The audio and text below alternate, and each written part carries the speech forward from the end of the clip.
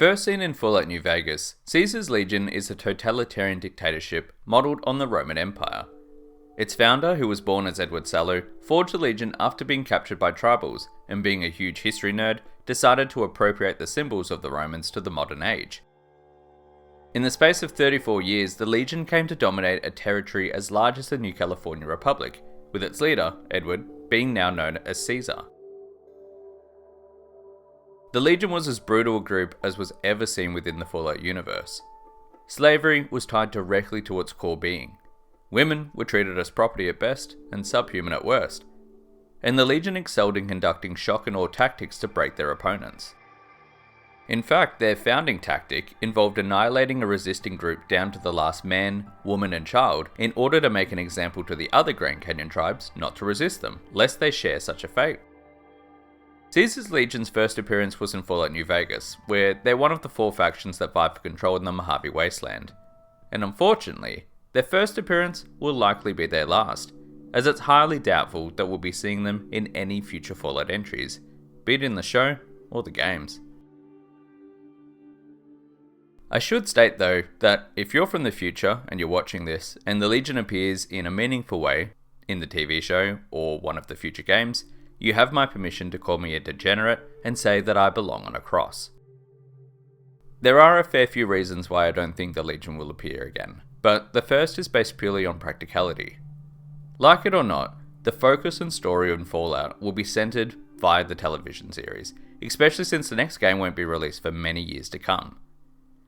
New fans of the series directly correlated to having incredibly high boosts in players of the games themselves, with sales across the entirety of the series going nuclear after the show's release, at approximately 160% increase. The show itself amassed over 100 million viewers, and is the highest watched program on Amazon, just behind The Rings of Power.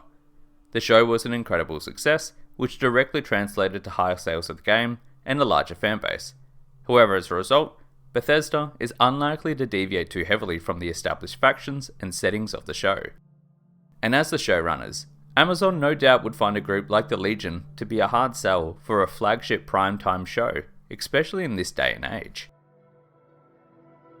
Even in 2010, when Fallout New Vegas was released, it was quite a dramatic step to have a group like the Legion be so outwardly homophobic and sexist. Even the game's designer Joshua Sawyer did state that, in the lens of sexism, the Legion wasn't meant to be so outwardly, "Grr, women, all women are thots."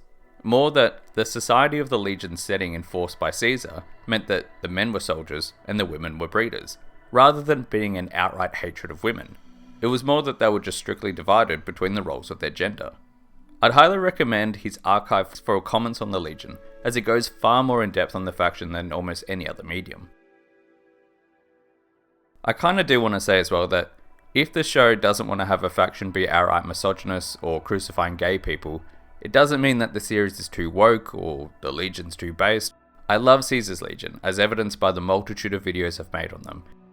There's comments on Reddit saying I'm cool, but I'm a bit of a Legion simp, or the fact that the first video I ever made that gained traction was purely on the Legion.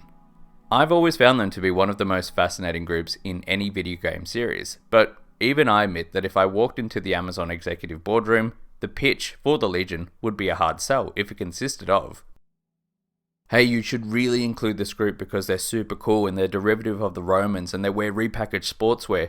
They do also do a teeny tiny amount of genocide, slavery, violence against women and children, and they are a religious totalitarian state that punishes homosexuals with crucifixion, but I swear it's just because they're misunderstood. Trust me, bro, if you really think about it, they are the most morally absolute faction."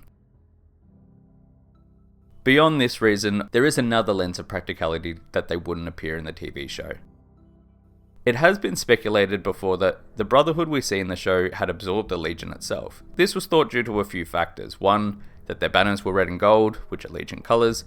Their location seemed somewhat near Utah or Salt Lakes, which were Legion territory. And lastly, the Romanesque names used by the Brotherhood in the show, such as Titus, Thaddeus, Maximus, seem to be very similar to actual Legion named characters, such as Linnaeus, Lucius, Aurelius.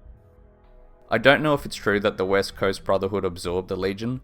I had speculated before that the Legion and Brotherhood had a lot more in common than one would think, but even if that's not the case, the fact that the Brotherhood members have Romanesque names I think means the Legion is less likely to appear, rather than more likely. The average viewer needs word association to keep track of who is who in a story, with multiple factions and groups. And for the average person, the Brotherhood are those guys in fancy armor who have names like Quintus. If you introduce a whole new group of individuals who also have Latin sounding names such as Alexis or Severus, people will get confused. Again, the show is made to cater for people beyond just being fans of the game, so you have to make a clear distinction between who characters in groups are. As a contrast, I'm a really big fan of Game of Thrones, or A Song of Ice and Fire for the book purists. However, I can understand why Theon's sister's name in the books, Asha, was changed in the show to Yara, considering that another established character called Osha was already introduced. People just have a hard time of keeping track of names, and if they are too similar, they start to think, oh, are they the same as that other group? Oh, cool.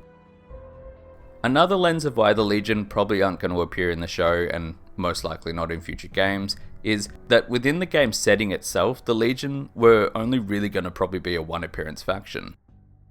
Out of the 6 core entries into the series, they've appeared once in Fallout New Vegas, made by Obsidian, and they haven't been mentioned in any other titles. They also were planned to appear in the Black Isle Studios cancelled Fallout 3, which was codenamed Van Buren, and the cancelled Interplay Entertainment game called Fallout Brotherhood of Steel 2. But as such, Caesar's Legion is not a creation of the current owners of the IP Bethesda. There's always been some speculation that Bethesda resents how loved New Vegas was, given that it wasn't made by them. But even without this, the Legion are not a group that they've ever really had any special input or attention for. And in New Vegas itself, the Legion is set up as the standard antagonist group. In 3 out of 4 of the endings, the Legion are fought against and destroyed, with the option for the Courier to unite a complete mismatch of different groups to combat them. In a Legion ending, they lay claim to the Mojave, turn New Vegas into the new capital, and plan to launch further campaigns into California to conquer the NCR. Basically, although they are far more fleshed out than they needed to be, they are ultimately the game's bad guys, and as such, the most common to be fought against. The show also breathes new lore into the status of the two groups. The Legion's entire sense of being was based on Caesar wanting to combine with the NCR via Hegelian dialectics. However, the NCR is basically no more. As although his plan was lofty, that was the plan. Caesar himself described the Legion as a semi-nomadic army with no centralized Rome or capital to speak of. It was only going to be after the conquest of New Vegas and then merging with New California that the Legion could evolve into a force that protects its citizenry and brings order to the chaos of the wasteland. Without the NCR, the Legion would likely consume itself, especially in the event that Caesar died. The series is also set 15 years after New Vegas, and Caesar was a 55-year-old man suffering from a brain tumor, so it's very unlikely that he is still kicking around. We only see a short snapshot of New Vegas at the end of Season 1, but it appears the city is still standing, but none of the planned development of the region that Mr. House espoused seems to have been done. Considering that it consists of just settlements and campfires, I imagine that the reason New Vegas looks so shitty is due to a few factors. 1. Shady Sands is said to have fallen around the same time as New Vegas. As such, the NCR would have been on the back foot in the region. Mr. House did state that it was the NCR army keeping the Legion at bay, at least until his Securitrons were upgraded. But if the NCR were already floundering, then it was a likely hard-fought battle to keep the Legion out, one that cost Vegas and the NCR immensely. And given the fact that since the NCR is basically no more, there are no new tourists coming to pour money into the region. Less investment means less money for House to improve the Mojave and enact his grand plans for New Vegas.